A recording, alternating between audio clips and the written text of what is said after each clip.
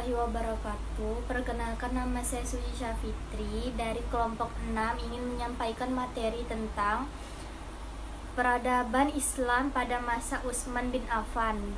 Baiklah, yang pertama, Utsman pada masa awal Islam. Utsman bin Affan termasuk as-sabiqunal awalun, yaitu termasuk golongan orang-orang yang pertama masuk Islam. Bahkan beliau adalah orang laki-laki keempat yang masuk Islam setelah Ali bin Abi Thalib, Zaid bin Harisah, dan Abu Bakar.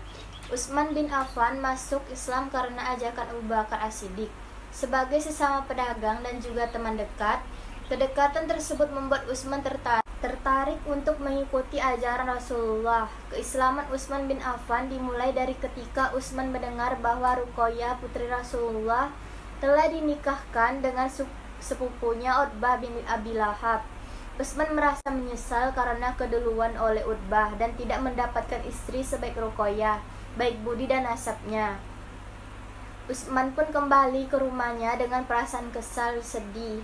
Saat pulang, ia mendapati bibinya yang bernama Su'dah bin Quraizin sedang berada di rumah. Su'dah seorang perempuan yang tegas, cerdas, dan berusia senja. Su'dah berhasil menghilangkan kekesalan Utsman dengan memberitahukannya kepada bahwa akan muncul seorang nabi yang menghancurkan penyembahan kepada berhala dan menyeru untuk beribadah kepada Tuhan yang esa. Su'dah menyuruh Utsman untuk mengikuti ajaran agama nabi tersebut, dan ia menjanjikan bahwa Utsman akan mendapat apa yang pantas baginya.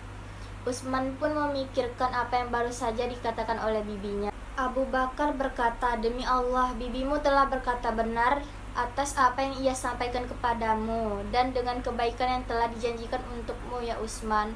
Engkau pun adalah seorang bijaksana dan tegas." Gitu beliau melihat Utsman, Nabi langsung bersabda, "Ya Utsman, sambutlah seruan orang yang mengajak ke jalan Allah, sebab aku adalah utusan Allah kepada kalian secara khusus dan kepada semua makhluk secara umum." Utsman berkata, "Demi Allah, begitu aku melihat beliau dan mendengarkan sabdanya, aku langsung merasa nyaman dan percaya kerasulannya." Kemudian Utsman pun masuk Islam, bukanlah tanpa halangan. Paman Utsman yang bernama Hakam sangat malu karena anggotanya berani meninggalkan ajaran nenek moyang dan mengikuti ajaran baru.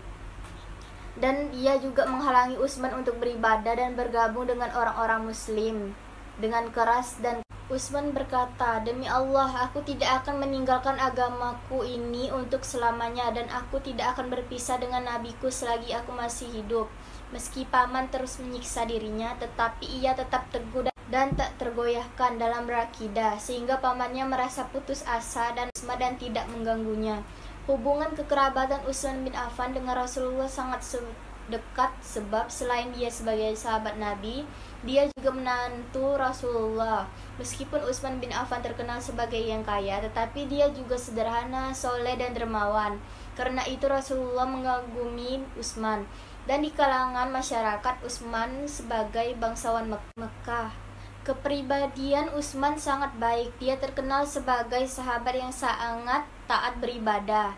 Sebagaimana dikatakan oleh Ibnu Hajar, bahwa ia selalu bangun tengah malam untuk melakukan sholat tahajud, puasa sepanjang hari, kecuali pada hari yang terlarang. Dan ia juga sangat pemalu dan terkenal sangat jujur. Selain itu juga terkenal sangat lunak, pemaaf, murah hati, terlalu percaya dan mudah terhatinya melihat kesulitan orang lain, terutama keluarganya, dan kepekaan sosialnya sangat tinggi. Selanjutnya akan dilanjutkan oleh pemateri kedua. Terima kasih. Nama saya Fatihah Azhah dari kelas PAI 2A. Di sini saya akan menjelaskan materi tentang proses pengangkatan Khalifah Utsman bin Affan. Khalifah Utsman bin Affan merupakan khalifah yang ketiga setelah Umar bin Khattab. Sebelum meninggal dunia, Khalifah Umar bin Khattab memanggil 3 calon penggantinya. Yang pertama Utsman bin Affan, yang kedua Ali bin Abi Thalib, dan yang ketiga Sa'ad bin Abi Waqqas. Khalifah Umar bin Khattab juga membentuk Dewan Formatur yang beranggotakan 6 orang, diantaranya yaitu yang pertama Utsman bin Affan, yang kedua Ali bin Abi Thalib, yang ketiga Talhah bin Ubaidillah, yang keempat Zubair bin Awam, yang kelima Sa'ad bin Abi Waqqas, dan yang keenam Abdurrahman bin Auf. Adapun mekanisme pemilihan khalifah ditentukan sebagai berikut. Yang pertama, yang berhak menjadi khalifah adalah yang dipilih oleh anggota formatur dengan suara terbanyak. Yang kedua, apabila suara terbagi secara berimbang, maka Abdullah bin Umar yang berhak menentukannya. Dan yang ketiga, apabila campur tangan Abdullah tidak terima, maka calon yang dipilih Abdurrahman bin Auf yang dijadikan khalifah. Langkah yang dilakukan Abdurrahman bin Auf setelah wafatnya Umar bin Khattab yaitu meminta pendapat kepada Dewan Formatur secara terpisah mengenai anggota yang akan dipilih menjadi khalifah. Hasilnya adalah munculnya dua kandidat khalifah yaitu Utsman bin Affan dan Ali bin Abi Thalib. Setelah muncul dua kandidat tersebut, Abdurrahman bin Auf pun langsung memanggil Ali bin Abi Thalib dan menanyakan kepada beliau seandainya dia dipilih menjadi khalifah, sanggupkah dia melaksanakan tugas berdasarkan Al-Quran, Sunnah Rasul, dan kebijaksanaan dua khalifah sebelumnya. Ali bin Abi Thalib pun menjawab bahwa dirinya berharap dapat berbuat sejauh pengetahuan dan kemampuannya. Setelah itu, Abdurrahman bin Auf memanggil Khalifah Utsman bin Affan dan mengajukan pertanyaan yang sama kepadanya. Wahai Utsman, jika kamu terpilih menjadi khalifah, sanggupkah kamu melaksanakan tugas berdasarkan Al-Quran, Sunnah Rasul, dan kebijaksanaan dua khalifah sebelumnya? Dengan tegas, Khalifah Utsman bin Affan pun menjawab, ya, saya sanggup menjalankan tugas tersebut. Berdasarkan jawaban tersebut, Abdurrahman pun menyatakan bahwa Khalifah Utsmanlah yang berhak menjadi khalifah dan segeralah dilakukan baiat. Pada waktu itu, Khalifah Utsman bin Affan berusia 70 tahun. Masa pemerintahan Khalifah Utsman bin Affan paling lama dibandingkan khalifah sebelumnya, yaitu selama 12 tahun. Sekian pemaparan singkat yang dapat saya sampaikan. Selanjutnya akan dilanjutkan oleh teman saya yang bernama Devia Wahyufi. Saya Devia Wahyufi. Saya di sini selaku pemateri ketiga. Langsung saja. Poin ketiga adalah perluasan wilayah Khalifah Utsman bin Affan. Perluasan wilayah Khalifah Utsman bin Affan ini tersebar ke berbagai wilayah. Yang pertama Armenia yang dipimpin oleh Salman bin Rabi'ah.